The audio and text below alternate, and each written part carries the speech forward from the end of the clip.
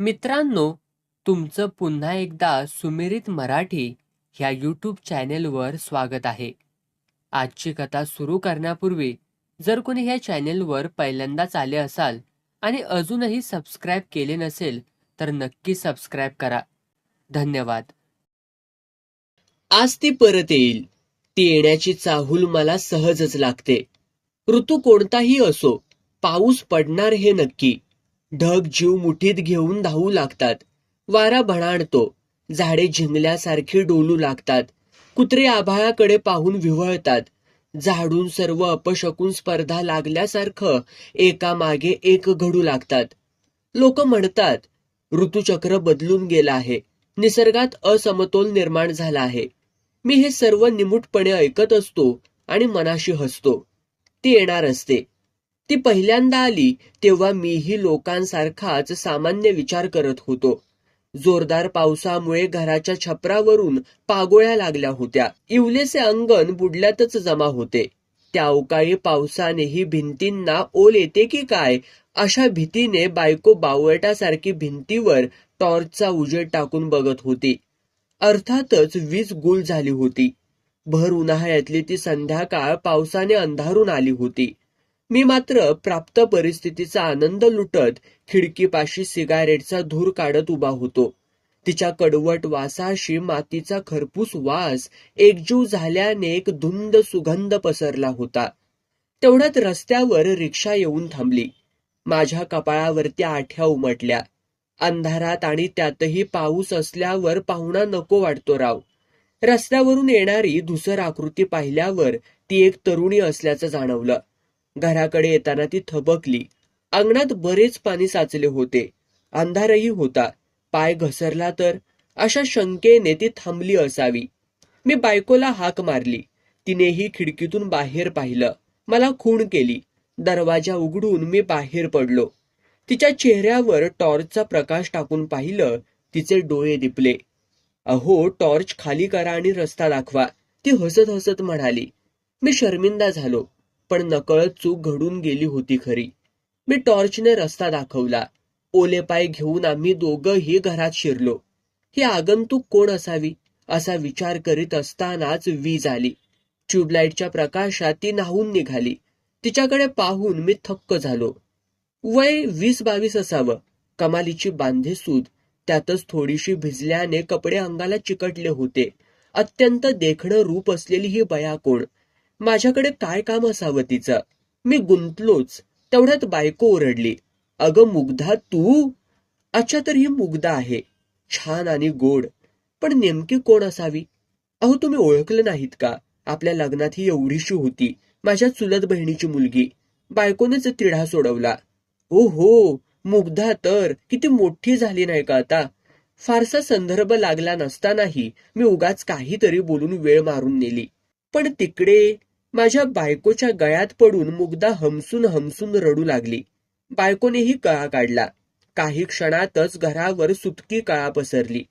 तशी दुसरी वेळ असती तर बायकोवर मी केवढ्याने खेकसलो असतो. पण या सुंदर मुलीसमोर तसे करणे बरे दिसले नसते म्हणून मी गप्प राहिलो. रडण्याचा भर आटोपल्यावरती दोन्ही आत गेल्या. काही वेळाने बायको बाहेर येऊन म्हणाली, वनवासी पोर माझी, तळपट होईल त्या मेल्यांचा. सोन्यासारख्या जीवाला बोलून बोलून घराबाहेर काढली. अगं, काय झालंय काय ते नीट सांगशील का? मी खिजवून म्हणालो. त्यावर बायकोने तिची हकीकत सांगितली. सांगली जिल्ह्यातल्या एका श्रीमंत घराण्यात तिची चुलत बहीण दिली होती. लग्नानंतर मुग्धाचा जन्म झाला आणि 3 महिन्यातच अनामिक आजाराने तिची आई वारली. काही दिवस उलटत नाहीत तोच तिचे आजोबा अपघातात वारले. वडिलांना असाध्य आजार झाला. आर्थिक परिस्थिती खंगली. त्यांच्या पारंपरिक ज्योतिषाने मुग्धाचा जन्म कुयोगावर झाल्यानं ही अवनती सुरू झाल्याचं निदान केलं. झालं. आई वेगळी, पोर सर्वांचंच लक्ष बनली. जो तो तिला घालून पाडून बोलू लागला. हॉस्टेलच्या आश्रयाने तिने शिक्षण कसे बसे पूर्ण केले. पण घरात घेण्यास कोणीच तयार नव्हते. नाईलाजाने ती आजोळी म्हणजेच आईच्या माहेरी गेली. पण तिच्या पांढऱ्या पायांची कीर्ती ठाऊक असल्याने आणि आजी आजोबांची घरातली सत्ता संपुष्टात आल्याने तिचे थंड स्वागत झाले. महिन्याभरात मामाला एका व्यवहारात प्रचंड खोट बसली. मामीने कुचकट बोलायला सुरुवात केली आणि मुग्धानं घर सोडलं. आश्रय शोधत शोधत ती थेट माझ्या घरापर्यंत येऊन पोहोचली होती. आम्ही निपुत्रिक असल्याने बायकोला तिचा अधिकच उमाळा आला असावा अशा विचारात मी गप्प राहिलो. तसाही कुयोग वगैरे खुळचट कल्पनांवरती माझा विश्वास नसल्याने मुग्धा घरात काही दिवस काढेल तर माझी हरकत असण्याचं कारण नव्हतं. मध्यरात्री पाऊस थांबला असावा. मला उगीच झोप येत नव्हती. मुग्धा बेडरूम मध्ये झोपली होती. मी आणि बायकोने हॉलमध्ये तळ ठोकला होता. बाथरूमच्या निमित्ताने मी उठलो. खिडकीजवळ जाऊन उभा राहिलो. चाळा म्हणून सिगारेट शिलगावली. मोठमोठे कश ओढत बाहेर बघू लागलो. रात्र आज जास्तच गडद झाली होती. स्ट्रीट लाईटचा प्रकाश सांडत होता. त्याच्या उजेडात कुत्र्यांची झुंड उभी होती. ते सर्व माझ्या घराकडे बघत होते. इथे काहीतरी विशेष घडणार असल्यागत त्यांच्या नजरा दाराकडे खिळल्या होत्या. काही दिवसातच मुग्धा माझ्या घरात चांगलीच रुळली. कायम हसतमुख राहून ती घरात जिवंतपणा आणायची. तिच्यामुळे घरात चैतन्य पसरलं होतं. अपत्यासाठी राखून ठेवलेली माया बायकोने तिच्यावरती उधळली होती. मुग्धाला ती डोळ्यात तेल घालून जपत होती. कधी नव्हे तो आमच्या एकसुरी संसारात रंग भरू लागला होता. निराशेच्या सावटाखाली झाकोळलेली ती वास्तू आता कशी रसरशीत भासू लागली होती. तिच्या भिंतीही जणू बोलू लागल्या होत्या. त्या दिवशी मी कामावरून घरी आलो. आज दोघींना घेऊन बाहेर फिरायला जाऊया असा बेत मनात केला होता. घरी पोहोचलो तर बायको नवी कोरी साडी नेसून नटली होती. हिला माझा बेत आधीच कळला की काय असा विचार करत असतानाच ती लाजत लाजत माझ्या जवळ आली. आज काय खास बात, भलती सुंदर दिसतेस हो, मी मखलाशी केली. इश्श असं म्हणत ती पुन्हा झक्कास लाजली, पण काहीच बोलेना. मी तिच्या डोळ्यांत पाहिलं. तिथे कमालीची तृप्ती जाणवत होती. काही वेळ असाच गेला. मला ती शांतता असह्य झाली. अगं सांगशील तरी काय झालंय, मी विचारलं. ती शांतच राहिली. तेवढ्यात मुग्धा हसत हसत बाहेर आली. काका, काही गोष्टी बायका सांगू शकत नाहीत, पुरुषांनीच त्या समजून घ्यायच्या असतात हो, ती म्हणाली. म्हणजे? मला काहीच कळत नव्हतं. अहो, आज सकाळी मावशीला उलट्या झाल्या, मुग्धाने सांगितलं. अरे मग डॉक्टरकडे गेली की नाहीस, मी विचारता झालो. गेलो हो, आणि त्याने गुड न्यूज दिली, मुग्धा हसत हसत म्हणाली. आता बायकोने चेहरा वर करून माझ्याकडे बघितलं. तिचा चेहरा लाल झाला होता. अहो, तुम्ही बाबा होणार आहात. बायकोचे ते उद्गार माझ्या मनावर आनंदाच्या असंख्य लहरी पसरवून गेलं. तब्बल 15 वर्षांनी माझ्या घरात पाळणा हलणार होता. माझा संसार खऱ्या अर्थाने पूर्ण होणार होता. माझ्या भावना उचंबळून आल्या. जवळ मुग्धा उभी आहे याची जाणीव असतानाही मी प्रेमभराने बायकोच्या कपाळाचं चुंबन घेतलं. अहो, काय करताय, ही पोरगी काय म्हणेल, मला ढकलत बायको म्हणाली. इट्स ओके मावशी, आज तर काकांना तेवढा अधिकार आहेच आहे, असं म्हणत डोळं मिचकावून मुग्धा स्वयंपाक घराकडे वळली. त्या दिवसानंतर मुग्धाने संपूर्ण घराचा ताबा घेतला. आईच्या मायेने ती बायकोला सांभाळू लागली. तिला काय हवंय काय नको ते बघताना, डोहाळे पुरवताना तिचा दिवस पार पडत होता. तिला ठसका लागला तरी मुग्धाचा जीव घाबरा घुबरा होत होता. ती नसती तर माझे आणि बायकोचं काय झालं असतं, याचा जितका विचार मी करत होतो तितकाच मुग्धाविषयीचा आदर वाढत होता. 7व्या महिन्यानंतरच गर्भारपण बायकोला जड जाऊ लागलं. तिच्या चेहऱ्यावरचं तेच लोप पाहू लागलं. डोळ्यांभोवती काळी वर्तुळं घेरा टाकू लागली. हालचाली मंदावल्या. या वयातलं गर्भारपण असं त्रासदायक ठरतंच हा डॉक्टरांचा अभिप्रायही मला दिलासा देईना. पहिलंच मूल, त्यातही अशी वाईट लक्षणं. मी कोलमडून पडलो. पण वरकरणी बायकोची हसून आस्थेने चौकशी करून तिला काही जाणवणार नाही याची दक्षता घेत होतो. दिवसेंदिवस तिचा खोल जाणारा आवाज माझ्या काळजाला घर पाडत होता. ती रात्र मी कधीच विसरू शकत नाही. काळजावरती फुटक्या काचेच्या तुकड्याने संपूर्ण जोर लावत कोरावी तशी ती रात्र अजूनही उरात ठसठसते, जखमा ताज्या करते. मी हॉलमध्ये झोपलो होतो. बायको आणि मुग्धा बेडरूम मध्ये होत्या. मी काहीसा अस्वस्थ होतो. छातीवर अनामिक दडपण असल्यासारखं वाटत होतं. श्वास गुदमरत होता. कितीदा कूस बदलली याचा तर हिशोबच नव्हता. मध्यरात्र उलटल्याचा समय असावा. एका उग्र दर्पाने माझ्या नाकपुड्या चाळवल्या गेल्या. काहीतरी जळत असल्यासारखा वास येत होता. हॉलमध्ये हळूहळू धुराची वलय गोळा होत होती. पंख्याच्या हवेने त्या धुराचा भोवरा तयार झाला होता. मी झपाट्यानं उठलो. स्वयंपाकघरात गेलो. गॅस तपासला. शेगडी, सिलेंडर सर्व काही व्यवस्थित होतं. स्विचबोर्ड पाहिलं, तिथेही काही नव्हतं. मी हॉलमधले सर्व दिवे ऑन केले. बेडरूम मधून धूर येत होता. मी धावत जाऊन तिथला दरवाजा ठोठावला. आतून विचित्र आवाज येत होता. ती भाषा, ते शब्द अगम्य होतं. एका लयीत विशिष्ट शब्दांवर आघात करीत चाललेला हा उच्चार नक्कीच मंत्रघोष होता. मध्येच खरखर होत होती. कोणाचा कोणासोबत आणि कशासाठी हा अघोरी संवाद चाललाय, या शंकेनं मी धास्तावून गेलो. ते जे कोणी आत होतं स्वतःच्या क्रियाकलापात इतकं गुंतलं होतं की माझ्या दार बडवण्याचा त्याच्यावर ढिम्म परिणाम होत नव्हता. अखेर मनाचा हिय्या करून मी दार तोडण्याचा निश्चय केला. बेडरूम असल्यानं त्याच्या दाराची आतली कडी फारशी मजबूत नव्हती. त्यामुळे खांद्याचा जोर लावून दिलेल्या 2 धक्क्यातच दार उघडलं गेलं. सुदैवावर कधी कधी विश्वास ठेवावाच लागतो. माझं हृदय थांबलं नाही हे नशीबच म्हणायचं. त्या खोलीत माझी बायको झोपली होती, पण तिचे डोळे सताड उघडे होते. कुठलं संमोहन, आदेश, भय, आमिष तिला अंमलाखाली ठेवून होतं. तिची नजर निर्विकार होती. आपल्यासोबत काहीतरी घडतंय हे तिच्या गावीही नव्हतं. नुकतीच न्हावून आलेली मुग्धा केस मोकळे सोडून बसली होती. एका लोखंडी कढईत अग्नी पेटला होता. माझ्या बायकोच्या पोटावरून काही विचित्र दिसणाऱ्या वस्तू फिरवून ती आगीमध्ये टाकत होती. प्रत्येक आहुतीसरशी भूक वाढल्यागत त्या ज्वाळा उफाळून वर येत होत्या.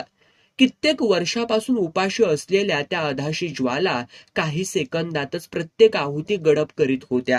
त्यांची ती लपलपती तांबडी नारंगी जिव्हा मुग्धाच्या चेहऱ्यावर उजेड फेकत होती. तिचा मूळचा सुंदर चेहरा तापून लालबुंद झाला होता. भरपूर काजळ भरल्याने डोळे भयावह दिसत होते. तिच्या मुखातून बाहेर पडणाऱ्या मंत्रोच्चाराबरोबर झटका बसून केस हिंदकळत होते. तिचा त्वेष अपूर्व होता. मी दार तोडून आत आल्याचं तिच्या गावीही नव्हतं. मुग्धा, काय चाललंय हे? थांबव सगळं, मी ओरडलो. एक क्षणच तिने नजर माझ्यावर रोखली. मंत्रोच्चार मात्र सुरूच ठेवले.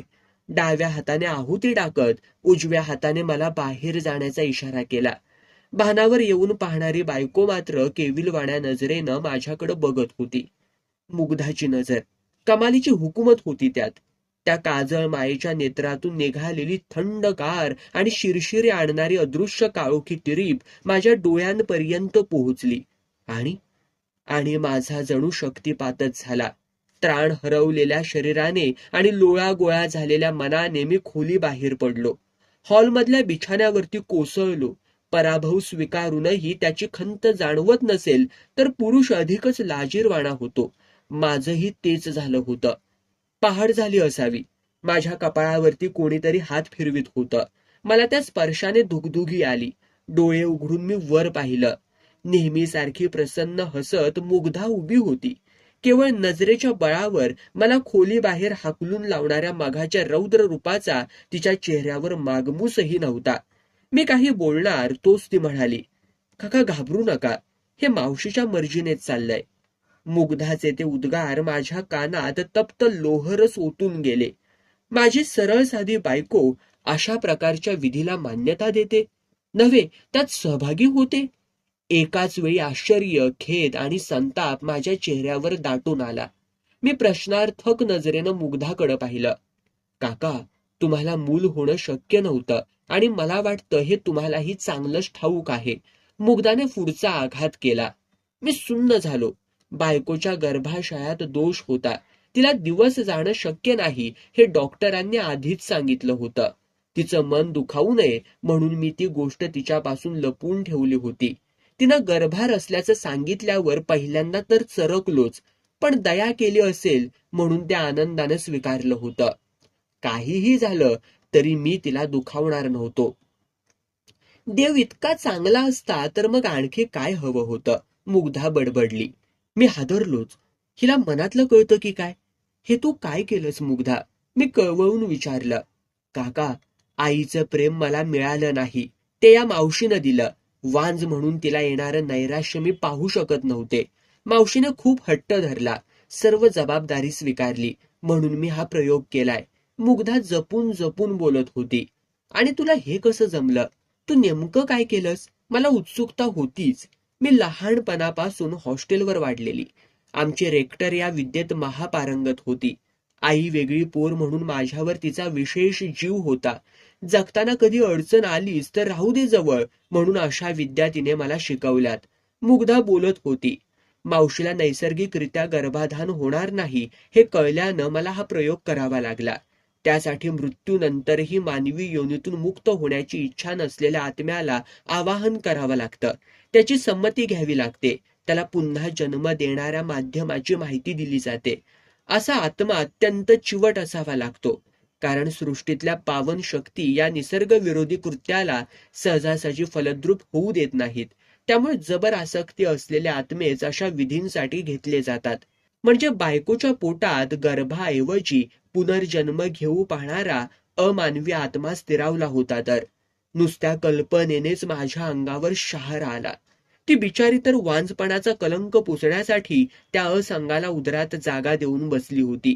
माझे डोळे झर झर झर झर पाझरू लागले. एवढं केलंस मुग्धा? आणखी एक उपकार कर. तिच्या पोटात तू कोणाला स्थान मिळवून दिलेस तेवढं सांग. मी याचना केली.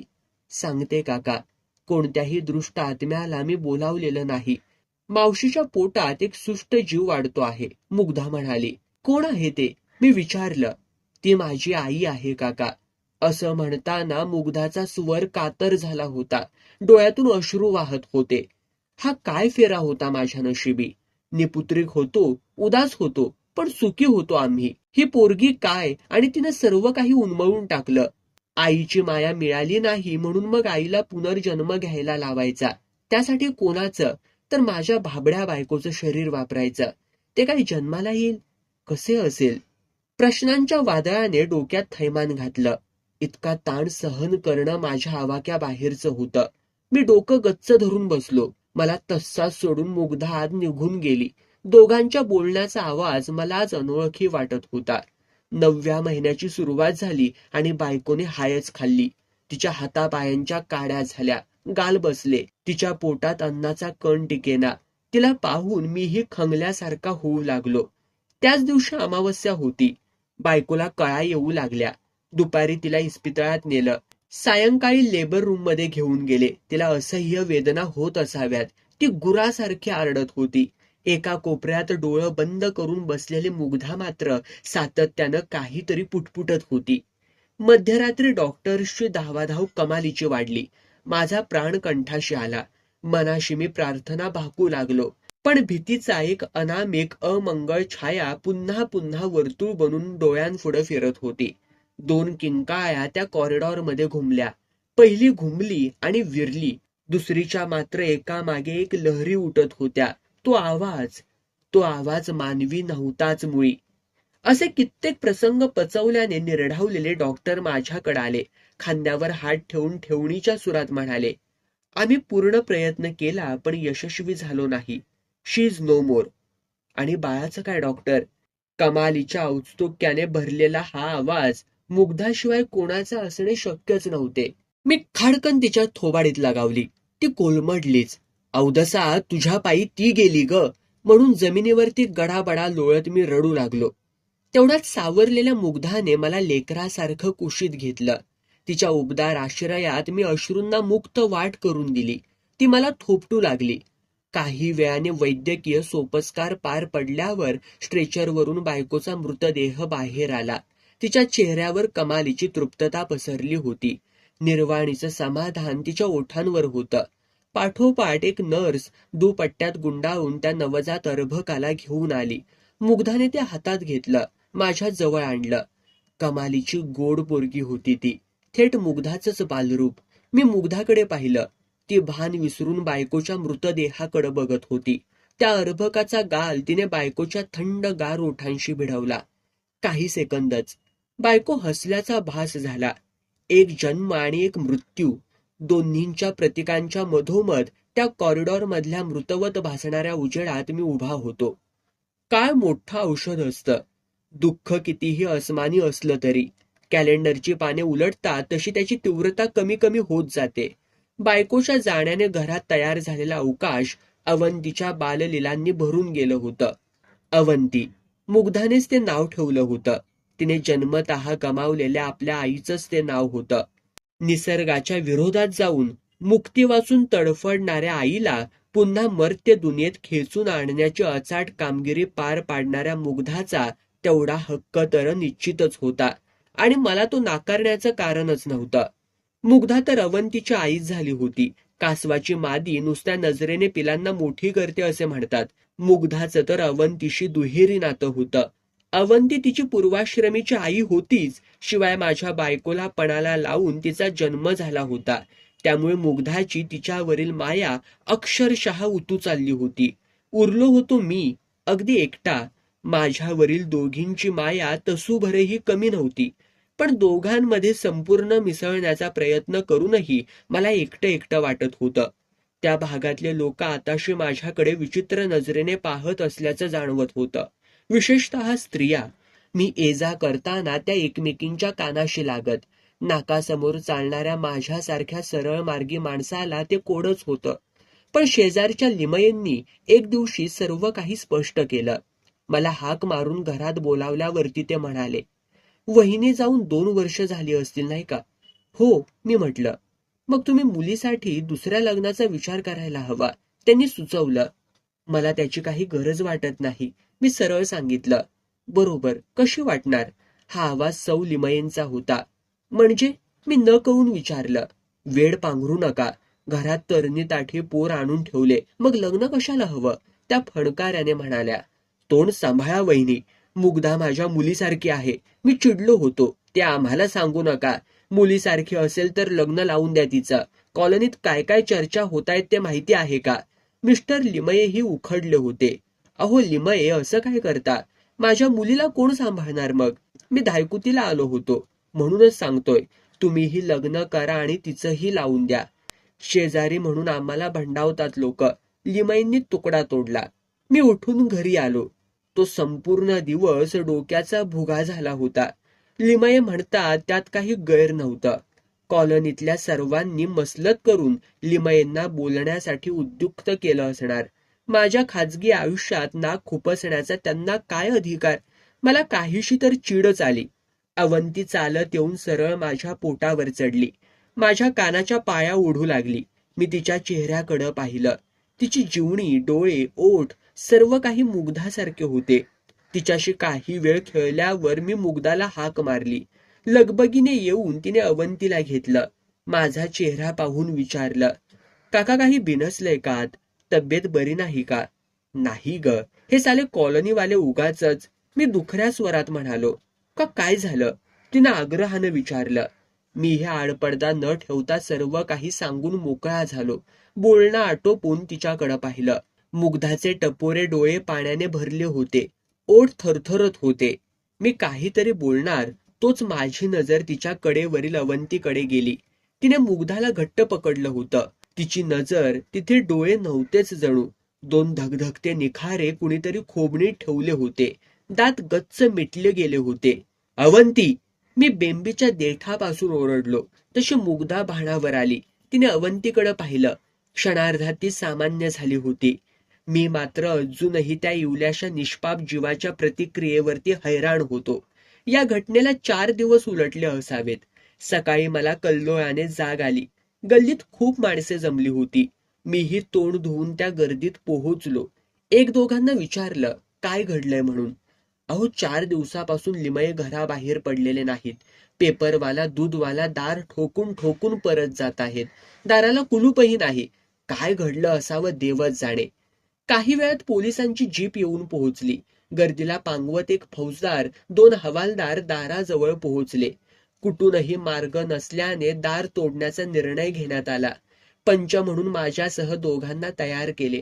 त्या हवालदारांनी दिलेल्या दमदार धक्क्यांनी आतला कडी कोयंडा तुटून दार उघडलं गेलं. भप्प! कोंडलेल्या हवेच्या झोतासह तीव्र दुर्गंधीचा भपकारा नाकात शिरला. ती घाण असह्य होऊन माझ्या बरोबरच्या 2घांनी तर उलटीच केली. मी आणि हवालदार नाकावर रुमाल ठेवून बेडरूम मध्ये प्रवेश केला.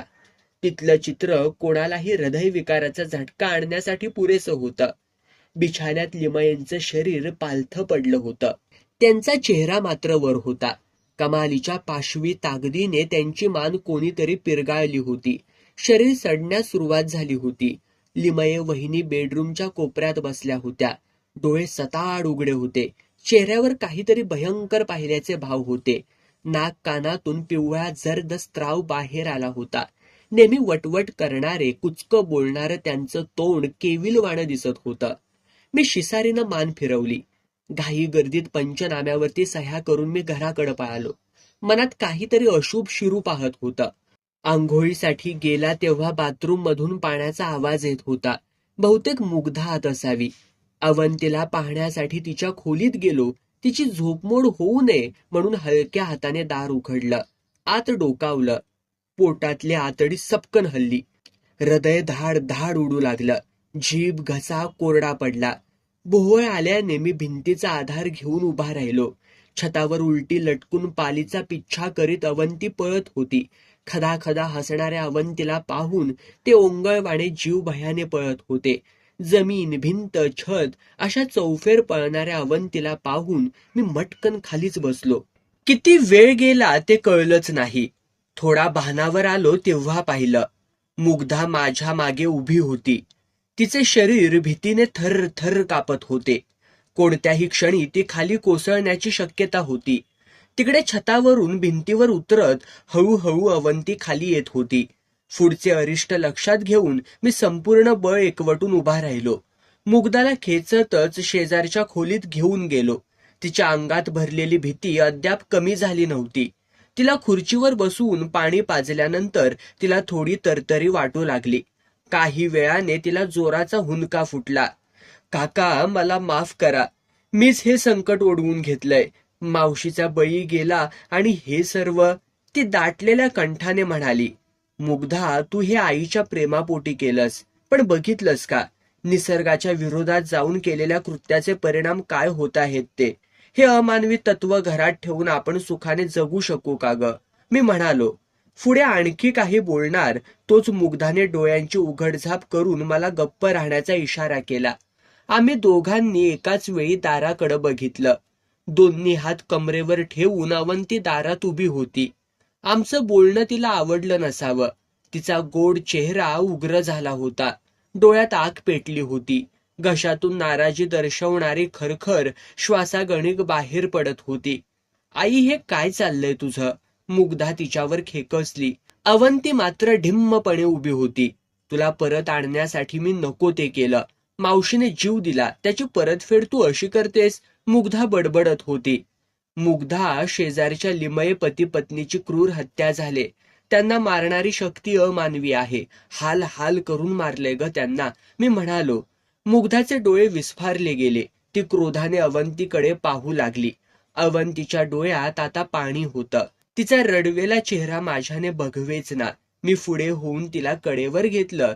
तिचे डोळे पुसत म्हणालो. माझं शहाणं बाळते, परत नाही ना ग असं करणार तू? तिने मान डोलावली. चेहऱ्यावर हसू पसरलं. आम्ही दोघेही मुग्धाजवळ गेलो. तीही जरा वेळाने नॉर्मल झाली. तो दिवस हसत खेळत घालवून मी ताण कमी करण्याचा प्रयत्न केला. कितीतरी वेळ अवंती माझ्याजवळ खेळत होती. तिला झोप येऊ लागली तसं तिच्या खोलीत झोपण्यासाठी तिला घेऊन गेलो. मुग्धा स्वयंपाकघर आवरत होती. भांड्यांचा आवाज येत होता. अवंतीला बिछाण्यावरती टाकलं तसं तिनं माझा हात घट्ट धरला. मला ओढून घेत कानाजवळ पुटपुटली. हे तू बरं केलं नाहीस, हे तू बरं केलं नाहीस.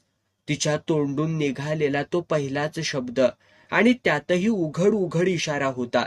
मी निमूटपणे तिच्या खोलीतून पाय ओढत बाहेर पडलो. अंथरुणावरती पडलो खरा, पण झोप मात्र उडाली होती. हे माझ्या घरात काय चाललंय, कुठवर चालणार, याचा अंत काय आणि कसा होणार? आईच्या मोहापोटी मुग्धाने तो आघोरी प्रयोग केला. प्राणाचं मोल देऊन माझ्या बायकोने अवंतीला या जगात आणलं. पण ती सर्वसामान्य आयुष्य जगू शकेल का? सलामीलाच लिमये दाम्पत्याचा बळी गेलाय. पुढे आणखी किती जीवांना अवंतीच्या आयुष्यासाठी खतपाणी म्हणून स्वतःला तुडवून घ्यावं लागणार आहे. किती निर्दोष या अघोरी प्रयोगाच्या फलनिष्पत्तीचे बळी ठरणार आहेत. मी फक्त साक्षीदार म्हणून मूकभूमिका बजावणं योग्य आहे का? हे सर्व थांबवण्यासाठी मी काय करू शकतो? एकामागे एक प्रश्नांचे सर्प मनाच्या वारुळातून बाहेर येऊन फुटकार टाकत होते. त्या मानसिक थकव्याने मला ग्लानी आली. उशीत डोकं खुपसून मी निद्राधीन झालो.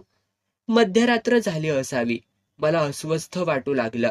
छातीतल्या बरगड्या वाजल्याचा भास होत होता. एक तीव्र सणक बेंबीपासून गळ्यापर्यंत संत गतीने जात होती. हातापायातील त्राण नाहीसं झालं होतं. अर्धांग वायू झाल्यासारखा मी लुळा पडलो होतो. जोरात बोंब ठोकाविषयी वाटली पण शब्दच फुटेना. मग मी काही मिनिटे मेल्यासारखा पडून राहिलो. अंमळ हुशारी आल्यावर उठलो. तांब्यातलं पाणी ढसाढसा प्यायलो. अंग घामाने भिजलं होतं. एक सिगारेट काढून शिलगावली. खिडकीजवळ उभा राहून बाहेर बघत झुरके घेऊ लागलो. समोरच्या रस्त्यावर स्ट्रीट लाईट खाली 2 सावल्या हलत होत्या. मी बुबुळे ताणत त्यांना ओळखण्याचा प्रयत्न केला. होय, तेच होते. मी त्यांना विसरू शकत नव्हतो. त्या दिवशीचे कपडे दोघांच्या अंगावर होते. इतक्या रात्री लिमये पती पत्नी स्ट्रीट लाईट खाली उभे राहून मला का खुणावत आहेत? या विचारात मी इतका गुंतलो की काही दिवसांपूर्वी दोघांचे मृतदेह पाहिल्याचंही माझ्या लक्षात राहिलं नाही. मी दार उघडून धावतच रस्त्यावर गेलो. लिमयेंचं बोट आता समोरच्या एका घराकडे वळलं होतं. मी काही बोलणार तोच दोघांची शरीरे काळोखात विरून गेली. त्यांनी इशारा केलेल्या घराजवळ मी जाऊन पोहोचलो. पहिल्या खोलीतून आदळ आपट झाल्याचा आवाज येत होता. कोणीतरी प्रचंड संतापात काहीतरी उचलून आपटत होतं. मध्येच धुसफूस चालल्याची चाहूल. एका स्त्रीच्या किंचाळण्याचा आवाज. तिच्या विडवण्यांचा कोणताच परिणाम होत नसल्याचं वाटत होतं. ते दार मी धाड धाड ठोकलं, पण आतल्या गोंधळात तो आवाज विरला असावा. मीही इरेला पेटलो. दारावरल्या धडका सुरूच ठेवल्या. काही वेळाने दाराची कडी उघडल्याचा आवाज झाला. मी पूर्ण ताकदीने दार उघडलं आणि काळोख झाला. माझ्या पायावरून सरपटत काहीतरी दाराबाहेर पळालं. मागे प्रचंड दुर्गंधी सोडून. तो लिबलिबीत स्पर्श माझ्या अंगावर शहारे उठवून गेला. त्याच्या जाण्यापुरतीच जणू गेलेली वीज लगेचच परतली. मी गेटपर्यंत धावलो, पण कोणाचाही मागमूस लागला नाही. मी परत त्या खोलीत आलो. नवविवाहित जोडपं होतं ते. त्या तरुणाचे मस्तक अनेकदा भिंतीवर आपटून छिन्न विचित्र झालं होतं. भिंतीची ती बाजू रक्तानं माखली होती. मघाशी कडी उघडणारी त्याची पत्नी जमिनीवरती कोसळली होती. मी तिच्या नाकाजवळ हात नेऊन श्वास तपासला. खेळ संपला होता. तिचा चेहरा आणि त्या खोलीतल्या खुणा तिने केलेल्या प्रतिकाराची साक्ष देत होत्या. सुन्न होऊन मी दारातून बाहेर पडत असताना पायाशी ठोकरल्याने ती वस्तू दूर जाऊन पडली. मंजू नाद झाला तिचा. मी पुढे होऊन ती उचलली. ते नाजूक पैंजण होतं. काही महिन्यांपूर्वी मी हौसेने अवंतीच्या पायात घातलेलं. माझ्या डोळ्यात अश्रूच दाटले. तसाच मी घरी परतलो. मुग्धाच्या खोलीचं दार सताड उघडं होतं. डबल बेडवर निर्धास्त झोपलेल्या मुग्धा शेजारी अवंती पहुडली होती. तिच्या डाव्या पायातलं पैंजण जागेवर नव्हतं. मी हताशपणे ते पैंजण तिच्या पायाजवळ टाकलं. खांदे पाडून हॉलकडे गेलो. हे थांबायला हवं, पण कसं आणि कोण थांबवणार? अशा विचारांची वावटळ पहाटे कधीतरी थांबली. पहाटे कुणीतरी मला गदागदा हलवत होतं. त्रासिक चेहरा करून मी पाहिलं. मुग्धा उभी होती. तिचा चेहरा घामाने डवरलेला होता. डोळ्यात भीती दाटली होती. केस विखुरले होते. काका उठा, आपल्या कॉलनीतले ते 2. ती तुटक तुटक बोलत होती. मी उठून बसलो. हलक्या आवाजात म्हणालो, माहीत आहे, मी रात्रीच त्यांचा अंत पाहिलाय. म्हणजे त्यांनाही? तिच्या आवाजाला कंप सुटला होता. हो, तुझी शंका खरी आहे. तिथे मला अवंतीच्या पायातलं पैंजण देखील सापडलंय. मीच ते परत आणून टाकलं. मी थंड स्वरात म्हणालो. ती मात्र पांढरी फटक पडली. त्याच सुरात म्हणाली, आता काय करायचं?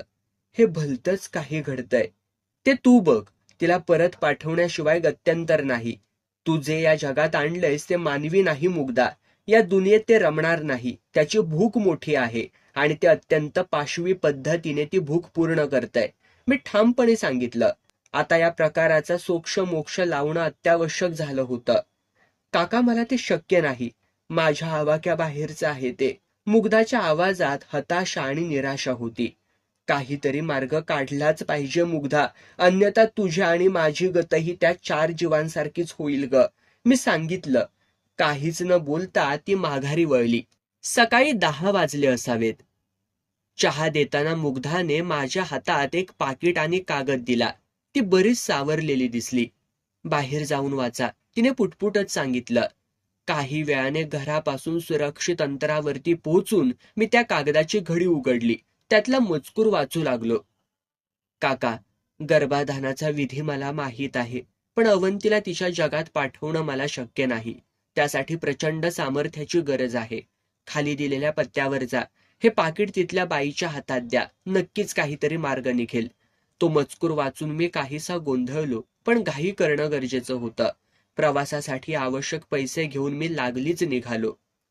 कोकणातलं ते खेडेगाव आधुनिकतेच्या स्पर्शापासून अद्याप बरेच दूर होतं.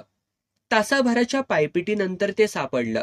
एका कौलारू घराच्या छोट्या अंगणातल्या कोंबड्या उचलून खुराड्यात टाकणाऱ्या म्हाताऱ्याला मी विचारलं, बाबा, सरलाबाई कुठे असतात ओ? त्याने माझ्याकडे आश्चर्यानं पाहिलं. बहुतेक कित्येक वर्षात सरलाबाईंकडेच नव्हे तर त्या गावात कोणी पाहुणाच आला नसावा. काहीच न बोलता तो घरात जाऊन एका लहान मुलाला घेऊन आला. माझ्यासोबत त्याला पाठवलं. गावापासून अर्धा किलोमीटरचा तो निर्जन परिसर होता. तिथल्या भयान शांततेची साथ करीत एक टुमदार घर उभं होतं. दुरूनच त्या घराकडे बोट दाखवून ते पोरगं मागच्या मागे पळालं. काटेरी कुंपण ओलांडून मी आतमध्ये गेलो. साधंच दार होतं. मी कडी वाजवली. काही वेळाने एका महिलेनं मान बाहेर डोकावली. मी माझं नाव सांगितलं. तिच्या हातात मुग्धाने दिलेलं पाकिट दिलं. तिने आत येण्याची खूण केली. कमालीचं गूढ भरलं होतं तिथं. त्याची सहज जाणीव होत होती. खुर्च्यांवर आम्ही समोरासमोर बसलो. या पत्रात काय लिहिलंय ते ठाऊक आहे का तुम्हाला? तिने विचारलं. नाही, पण अंदाज आहे, मी म्हणालो. ठीक आहे, तुम्ही रात्री 12ला या घरापासून काही अंतरावर उभे राहा, तिथेच आपण भेटू. तिचा स्वर कमालीचा वृक्ष होता. तुम्ही? मी विचारलं. हो, तुमचा अंदाज योग्य आहे. मी मुग्धाच्या हॉस्टेलला रेक्टर होते. तिने मला काही विधी करताना पाहिलं. मलाही शिकवा म्हणून मागं लागली. आई वेगळी पोर म्हणून जगताना तिला अनेक व्यवधाने येतील, तेव्हा तिच्या उपयोगी पडाव्यात म्हणून मी तिला काही विधी शिकवले. पोरगी मात्र चलाक, झपाट्यानं आणि मन लावून शिकली, पण त्याचा असा उपयोग करून संकट ओढवून घेतलंय तिनं, सरलाबाईंनी सांगितलं. पण निराकरण होईल ना हो या व्यथेचं? मी अधीरतेनं विचारलं. प्रयत्न करणं आपल्या हाती, बाकी सर्व प्रारब्धच म्हणायचं. त्या हसून बोलल्या. माझा त्यांच्यावरील विश्वास दृढ झाला. मी मोकळ्या मनाने बाहेर पडलो. पुन्हा तासभर चालून जाणं मला कंटाळवाणं वाटलं, म्हणून मी गावाच्या भोवताली रमत गमत वेळ घालवला. किर्र अंधारी रात्र होती. आभाळ काळकुट्ट होतं. त्या कोकणी मुलखात सापांची फार भीती, म्हणून मी जपून पावलं उचलत होतो. त्या प्रचंड नागड्या काळोखात माझ्या हातातला टॉर्चचा उजेड अगदीच बापूळवाणा भासत होता. सरलाबाईंचं घर नजरेत आलं. घरातले दिवे बंद असावेत. तिथून अंतराचा अंदाज घेत घेत मी पुढे निघालो. ती पायवाट होती. जमिनीवर टॉर्चचा झोत टाकून चालत असतानाच मी थबकलो. त्या अंधारात 2 पांढरे फेक पाय दिसत होते. माझ्या अंगावर शहार आला. मी टॉर्च वर धरून पाहिलं. काळी चंद्रकळा नेसलेल्या सरलाबाई तिथे उभ्या होत्या. मोकळे केस वाऱ्याने उडत होते. कपाळावरती मळवट भरला होता. डोळ्यात भरपूर काजळ त्या सिद्ध होऊन आलेल्या दिसत होत्या. हातातली जडशीळ पिशवी त्यांनी माझ्याकडे दिली. ही जमिनीवरती टेकवायची नाही, टॉर्च बंद करा, त्यांनी सांगितलं. त्यांच्या मागून मी चालू लागलो. तो परिसर त्यांच्या पायाखालचा असावा. कुठेही न अडखळता त्या सराईतपणे चालत होत्या. मी त्यांच्या पावलावर पाऊल ठेवण्याचा प्रयत्न करत चाललो होतो. एक ओढ्याकाठी पसरलेल्या मोठ्या कातळावरती आम्ही पोहोचलो. तिथे गवत नावालाही नव्हतं. सरलाबाईंनी खूण करताच मी बसलो. त्यांनी एका डबीतून काढलेलं काजळ माझ्या डोळ्यात भरलं. डोळे क्षणभर चुरचुरले. हा विधी सुरू केल्यानंतर तुम्हाला भ्रमित करणारे अनेक दृश्य दिसतील, पण संयम सोडायचा नाही, अन्यथा तुमच्या मुलीऐवजी तुम्हीच त्या जगात जाऊन पोचाल हो. त्यांनी तंबी दिली. मी शक्य तितका स्थिर होऊन तो विधी न्याहाळू लागलो. सरलाबाईंनी राखेचा चौकोन आखला. त्यावर सप्तधान्यांची रास रचली. कणकेचे 2 दिवे पेटवले. त्यांच्या मधोमध कणकेपासून तयार केलेली मोठी आकृती ठेवली. मी निरखून पाहिलं. तो गर्भाशयाचा आकार होता. हळदी कुंकवाने सरलाबाईंनी त्या गर्भाशयाची पूजा केली. सोबत आणलेलं चिकट द्रव्य त्यात ओतलं. त्याचा एक पातळ पडदा तयार झाला. तिथलं वातावरण हळूहळू बदलू लागलं होतं. डोळ्यातल्या काजळामुळे असावं कदाचित, मी काळोखातही स्पष्ट बघू शकत होतो. अनेक अमानवी आकार आमच्या भोवताली फिरत होते. मोकळे सोडलेले सरलाबाईंचे केस आता पिंजारले गेले होते. मूळचेच मोठे डोळे काजळ घातल्याने आणखी मोठे दिसत होते. काही क्षण डोळे बंद करून कसले तरी स्मरण केल्यावर त्या विकट हसल्या. बस, मंत्रोच्चार सुरू झाले. दोन्ही हात हवेत फिरवीत त्या आवाहन करीत होत्या. त्याबरोबर अनेक धुसर वलये त्यांच्या भोवती घिरट्या घालू लागली होती. मध्येच थांबून त्या ओरडत होत्या. तू कशाला आलीस? निघ, तुझी गरज नाही. तुला मी बोलावलेलंच नाही. नैराश्याने त्या आत्मे माझ्याकडे दृष्टी टाकत आणि पाहत पाहत निघून जात. काही वेळ लोटला. एक ओळखीचा चेहरा साकारू लागला. तीच ठेवण, तेच ओठ. ही तर माझी बायको होती. पण हे काय? प्रचंड क्रोधाने ती माझ्याकडे बघत होती. मी काही बोलणार, तो सरलाबाईंचा अंगठा माझ्या कपाळावरती टेकला गेला. आवेगाने किंचाळत बायको हवेत विरली. मग पुढे गणतीच नाही. लिमये पती पत्नी, ते नवविवाहित जोडपे यांचे चेहरेही प्रगट झाले आणि मला तळतळाट दिल्यासारखे करून निघून गेले. काही वेळाने हवे ते घडले. अवंतीचा चेहरा दिसू लागला. किती गोड पोरगी, पण तिच्या चेहऱ्यामागे एक अमानवी चेहराही होता. तो पुन्हा पुन्हा तिला झाकोळत होता. तो दिसताच सरलाबाईंच्या मंत्रोच्चाराला कमालीचा वेग आला. त्या आवाहन करून त्याला साद घालू लागल्या. त्या कातळावरती भलताच टोकाचा संघर्ष पेटला होता.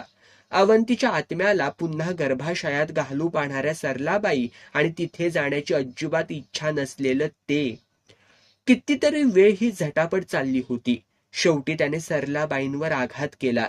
त्यांचा मंत्रोच्चाराचा स्वर गुदमरल्यासारखा होऊ लागला. डोळे विस्फारू लागले. त्या हाताने खूण करून मला तिथून निघून जाण्याचा इशारा करू लागल्या. पण तसं करून चालणार नव्हतं. ही संधी पुन्हा येणार नव्हती.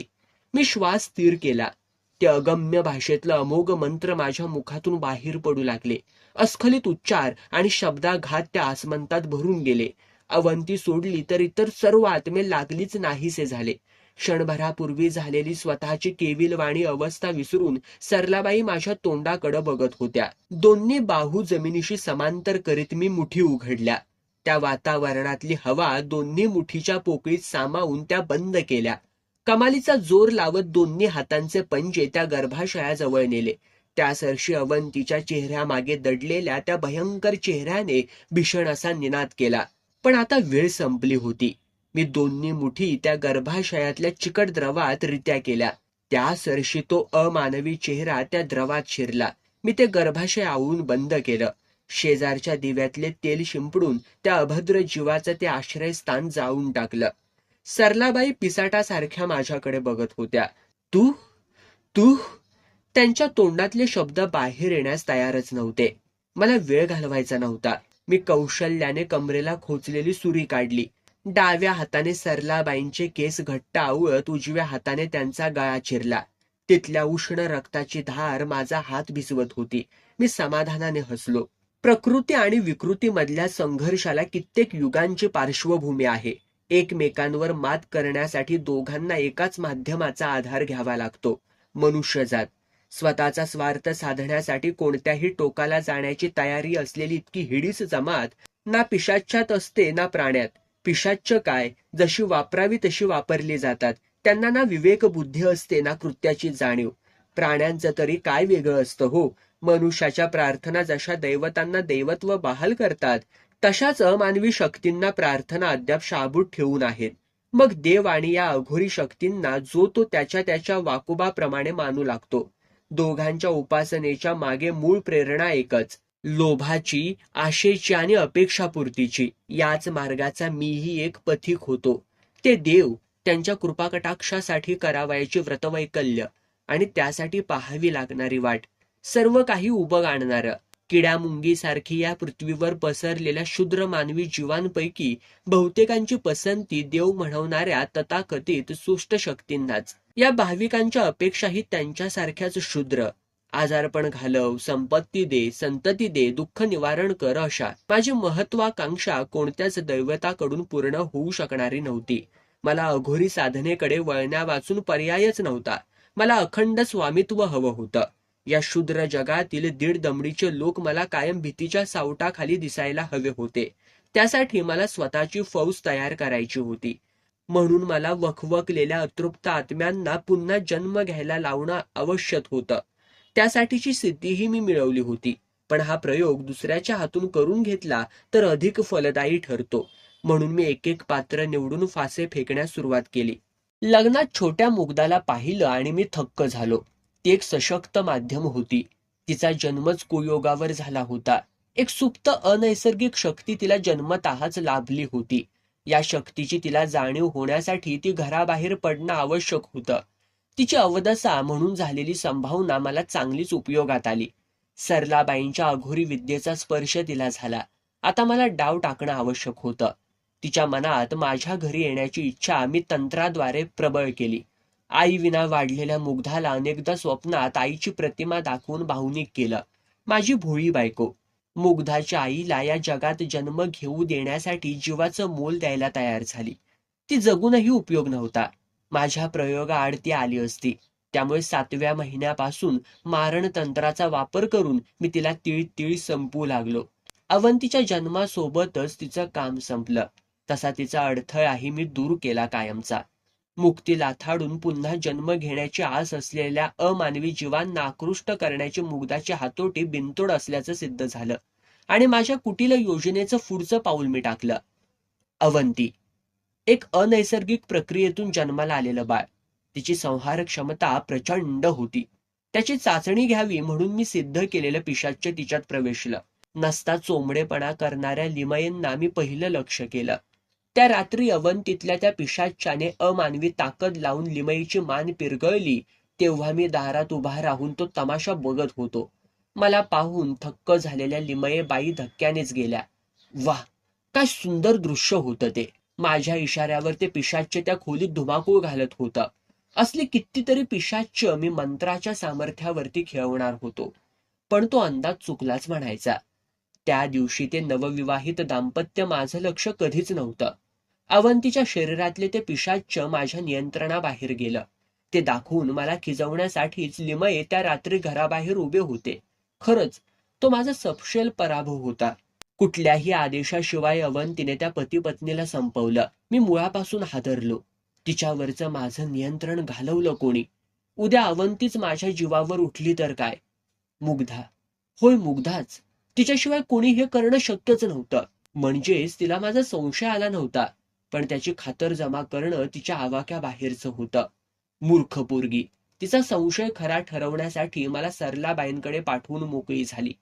कोणाच्याही मेंदूतल्या विचारांवरती हुकूमत गाजवण्याची क्षमता असलेला मी तिच्या पाकीटबंद पत्रातला मजकूर वाचू शकणार नाही असं वाटलंच कसं तिला? अवंती मधल्या त्या पिशाच्याचे उच्चाटन करणं मुग्धाच्या आवाक्याबाहेरचं होतं. म्हणून ते पिशाच्य घालवावं आणि या सर्व प्रकारामागे मी असल्याची खात्री झाल्यास माझाही नायनाट करावा असा सांकेतिक संदेश तिने पत्रातून दिला होता. तसा कोणी सामान्य माणूस असता तर मुग्धा निश्चितच चलाख ठरली असती.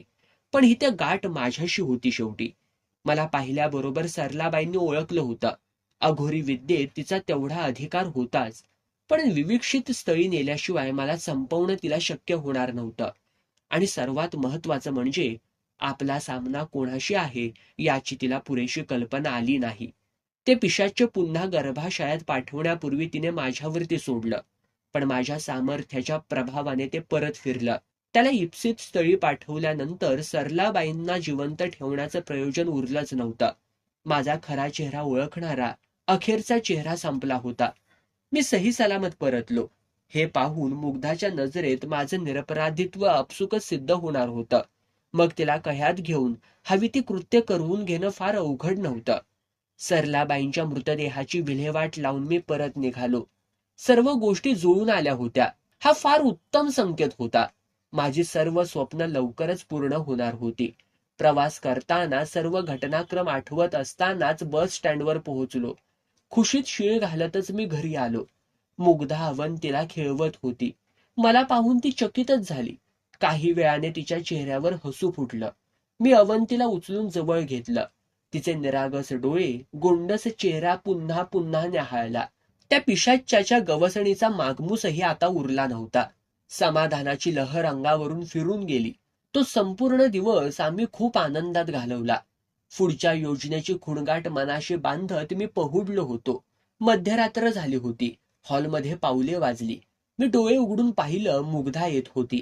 एवढ्या रात्री हिचं काय काम असावं असा विचार करत असतानाच ती शेजारी येऊन बसली. थरथरत्या स्वरात म्हणाली, काका, काका मला माफ करा. मी तुमच्यावर संशय घेतला. अगं काय झालं बाळा, कसला संशय? मी बेमालूम अभिनय केला असावा. कारण तिच्या डोळ्यातून अश्रू बाहेर पडत होते. जाऊ द्या, मी सांगणार नाही आणि तुम्ही विचारणार नाही. वचन द्या पाहू. तिने हात पुढे केला. वेडाबाई, तू म्हणतेस तसं. काहीच विचारणार नाही. दिलं वचन. तिच्या हातावर एक हात ठेवत मी दुसऱ्या हाताने तिचे अश्रू पुसले. ती हलकेच माझ्या कुशीत शिरली. ती रात्र मला कमालीची सुखावून गेली. शरीराचा कणन कण रिता झाल्यासारखं वाटत होतं. मी जणू ढगांवरतीच तरंगत होतो. पहाटे जाग आली. शेजारी मुग्धा नव्हती. मग मी थोडा वेळ उगाचच पडून राहिलो. रात्रीचे ते धुंद क्षण आठवत. काही वेळाने डोळे उघडले. उठू लागलो. पाय हलायलाच तयार नव्हते. जणू मनामनाचे ओझे त्यांना बांधले होते. काय झाले ते पाहण्यासाठी अंगावरील चादर बाजूला करू लागलो. हातात जीवच उरला नव्हता. एखाद्या प्रेतासारखा मी पडून होतो. आता मुग्धाला बोलावणं गरजेचं होतं. मुग्धा, मुग्धा. मी ओरडण्याचा पुष्कळ प्रयत्न केला, पण घशात नुसतीच क्षीण खरखर झाली. मान आणि जीभ एका बाजूला कलली. असहाय्यपणाच्या जाणीवेने डोळ्यांतून अश्रू पाझरू लागले. काही मिनिटे गेली असावीत. मी डोळे शक्य तेवढे वर करून बघितलं. मुग्धा उभी होती, अवंतीला कडेवर घेऊन. दोघींच्या चेहऱ्यावर क्रूर हास्य रेंगाळत होतं. अरे रे, जाग आली का बाळाला? मुग्धा खवचट सुरात म्हणाली. क्रोधाने माझ्या नाकपुड्या फुलल्या. अरे बापरे, चिडले ग काका. जीवात्मे जन्माला आणण्याचा भारी शौक ना तुम्हाला.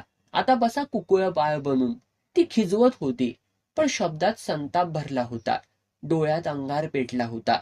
अघोरी विद्या शिकलात, पण काही नियम विसरलात तुम्ही.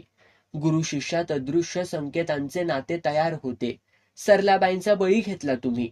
त्यापूर्वीच त्यांनी तुमचे खरे स्वरूप मला कळेल अशी व्यवस्था केली होती.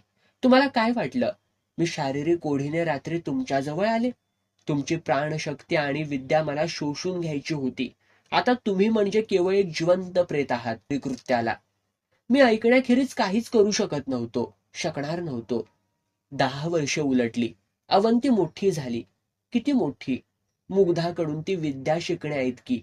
मुग्धा अनेक दिवस बाहेर असते. अरिष्ट निवारणात त्या अवदेसेने बरंच नाव कमावलंय. ती आली की घरात त्या मायलेकींचा दुडगूस सुरू असतो नुसता.